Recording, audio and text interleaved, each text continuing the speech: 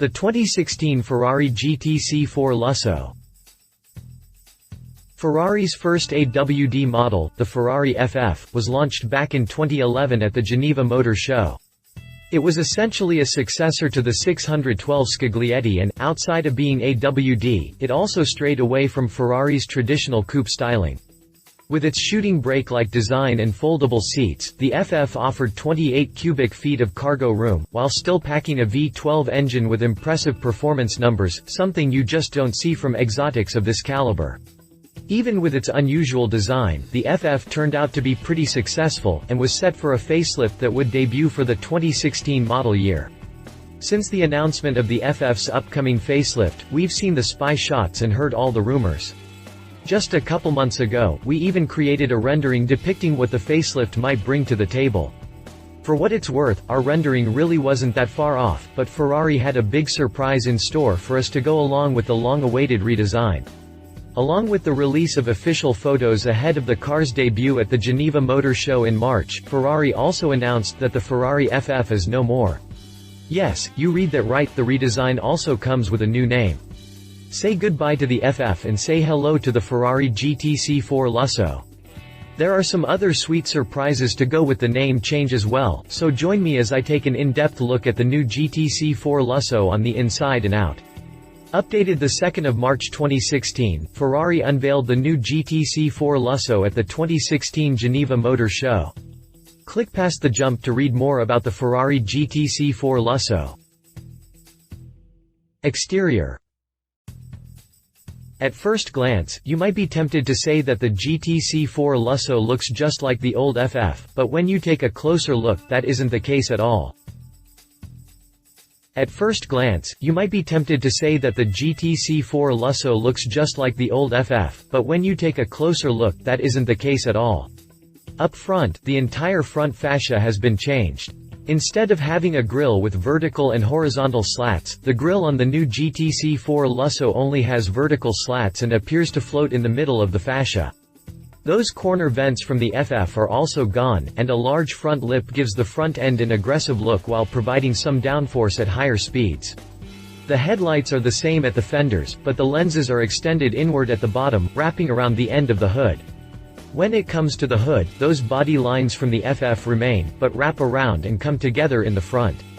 It's a clean look and a design cue that the car should have had from the very beginning. On the sides, those small fender vents have been replaced too. Instead of having a small cutout with mesh in the middle, there are 3 gills that protrude from the significantly longer vents. Adding to the sculpted look from the hood, a sharp body line connects the muscular fenders to the muscular shoulders in the rear. Down below, a sharp body line extends from the lower, rear corner of the front wheel arches through the middle of the door, eventually terminating at the rear wheel arches. The side skirts are also more aggressive and give a 3D appearance to the bottom of the car. Even more significant changes come to light around back. You can't tell so much from viewing the sides or front, but from the rear, you can tell the roof has been lowered a little. A small overhang now covers the top of the rear hatch, and the rear end now has a flatter appearance overall. Normally, I don't like when shooting brake designs go with a flatter back end, but for the GTC4Lusso, it really works. The fenders wrap around to the rear and turn into another overhang that sits gracefully over the new high-mounted brake light. The design of this overhang leads me to believe that it actually offers a little bit of downforce at higher speeds. The GTC4Lusso still has circular taillights like the FF, but they are now twin units that aren't sunk into the rear end quite as much. The GTC4Lusso still has circular taillights like the FF, but they are now twin units that aren't sunk into the rear end quite as much. Below the taillights, the vertical vents on the corners are gone, and horizontal vents take their place. Finally, there's that crazy rear diffuser attached to the bottom of the rear fascia. It's almost something you would expect to see on a track car, and compared to the FF, it's a huge departure and much more aggressive than what we expected to see. Instead of being centered in the middle of the fascia, this rear diffuser takes up the whole width of the rear fascia. Twin exhaust outlets sit at each corner. Interestingly, the left exhaust outlets are actually spaced farther apart than those on the right. Moving toward the center of the diffuser, there's a single fin on each side. In the center, the diffuser almost looks like it was originally designed for a center exhaust outlet or to accommodate a parachute. Obviously, there is no parachute, but aside from a center exhaust outlet, it's what comes to mind as I look at the diffuser. Exterior dimensions. Interior. Despite all of the spy shots we received, we had yet to see shots of the interior. Now that Ferrari has dropped the official press release announcing the new model, we also get a look at the inside, and boy is it a sight to see. Right away, you'll notice the dash has a similar shape but is refined so much that the word sexy immediately comes to mind. The HVAC vents are still round and have a 5-spoke design in the middle, but protrude from the dash like chameleon eyes. Instead of a 3-vent unit sitting above the infotainment screen, a single vent sits on each corner, opening up room for that significantly larger 10.25-inch touchscreen unit. That infotainment system has been completely updated over the previous unit, including a new 1.5 GHz Jacinto 6 processor that is 8 times more powerful than before, 2 GB of RAM, and the ability to control it with the screen or with the physical buttons and rollers below the screen. Apple CarPlay connectivity comes standard, as does satellite navigation with 3D maps, the ability to control the HVAC system, and the ability to display different types of content at one time via split view. The most interesting part, however, is that passenger display on the dashboard.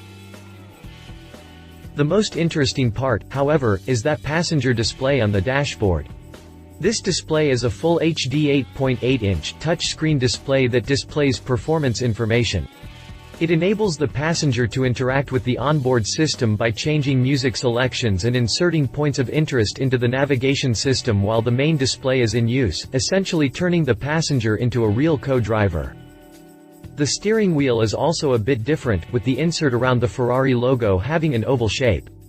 All buttons from the FF carry over, as does the flat bottom, but the material used is much darker than what we saw on the FF.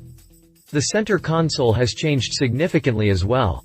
Instead of buttons sitting ahead of the handles on the console, they have been integrated into the handle on the driver's side, making way for a storage compartment in the middle. This looks so much better than what we saw on the FF. Wraparound seats look to offer plenty of comfort for those riding in the front or rear, and I should point out that despite the lower roof, it certainly looks like rear passengers won't have to worry about headroom.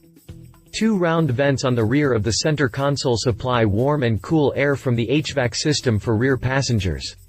All in all, this cabin is absolutely beautiful and rather inviting visually and functionally. Drivetrain. The 6.2-liter pushes the GTC4Lusso to 62 miles per hour in 3.4 seconds on the way to a top speed of 209 miles per hour.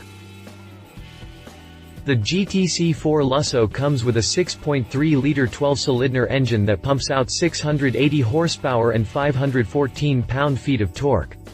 That's about 20 horsepower and 16 pound-feet less than we originally expected. Maximum horsepower comes in at 8,000 revolutions per minute, but 80% of the car's maximum torque is on tap at just 1,750 revolutions per minute.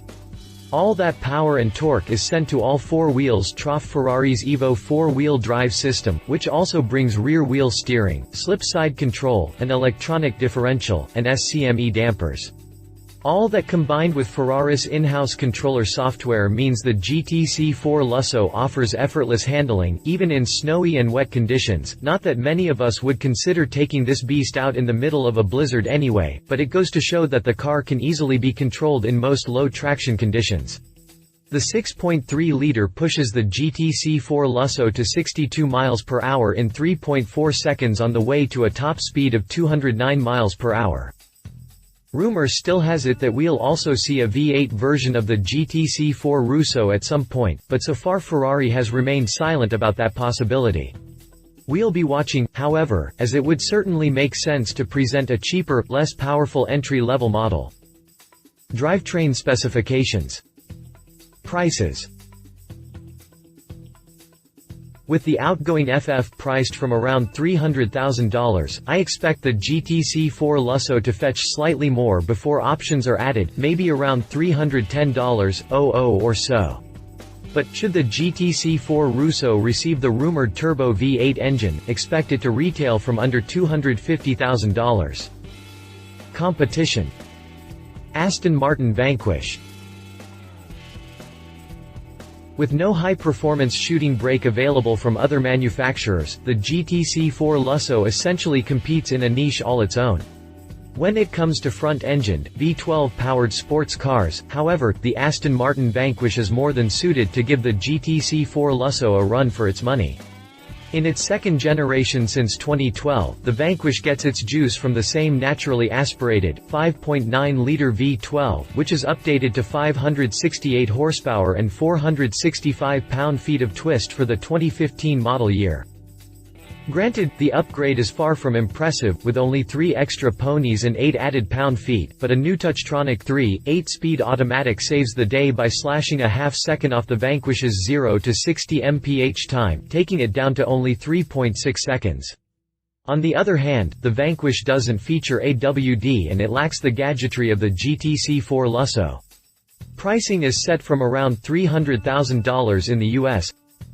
Read our full review on the Aston Martin Vanquish here. Maserati Gran Turismo. The Gran Turismo may be a little slow for the GTC4Lusso, but I'm taking it into consideration as a potential rival for the rumored Turbo V8, entry-level version. This sexy Italian Grand Tourer hides a high-revving 4.7-liter V8 under its hood and uses a ZF 6-speed automatic to send 454 ponies and 380 pound-feet of torque to the rear wheels. 60 miles per hour comes in 4.6 seconds, which would make it a bit slower than a V8-powered GTC4Lusso, but a worthy competitor nonetheless. As far as top speed is concerned, customers will have to settle for 185 miles per hour.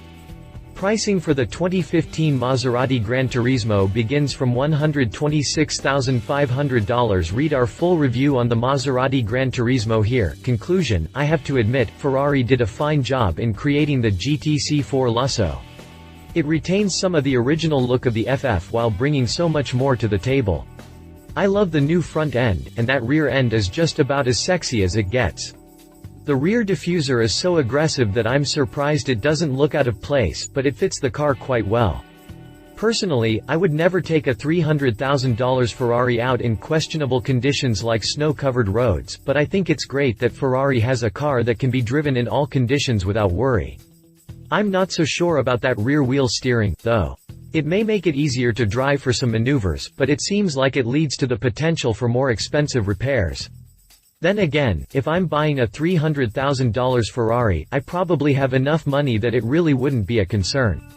Regardless, the GTC4Lusso brings a lot more to the table than I thought it would, and I'm rather pleased with the work Ferrari put in to make this car that much better compared to the FF. Love it. More power and torque, enhanced aerodynamics, AWD potential for a V8-powered, entry-level model. Leave it. No performance numbers yet, still waiting for an entry-level model. Updated history. Updated the 8th of February 2016, Ferrari dropped the official details on its new GTC4Lusso, aka the company's new 4-seater sports car.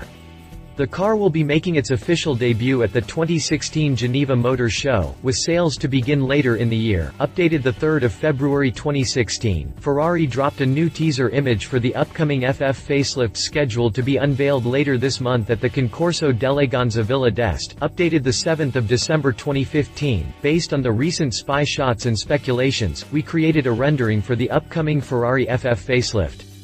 We hope you like it. Updated November 30, 2015, a new report on the next Ferrari FF indicates that the facelift will come with a surprise for its fans.